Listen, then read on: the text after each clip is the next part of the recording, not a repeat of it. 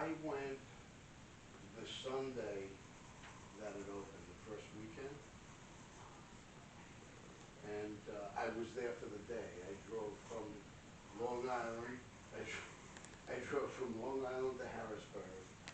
And then I got my, I got my truck at 4 o'clock and I drove home, like I'm done.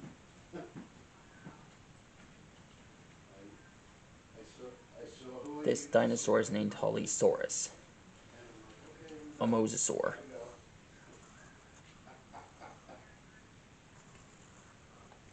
I don't know why it was shown in Chased by Dinosaurs. Oh, good. Wow. But it was found in one of the 7 deadliest oceans. Okay, I'll forward that to Matt. The banquet went great, by the way. Thank you so much for your donation.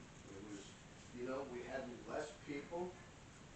It was this past Saturday.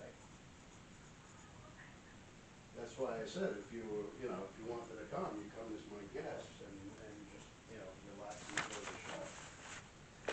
But, yeah, you know, we had less people than we did last year, but people spent more money.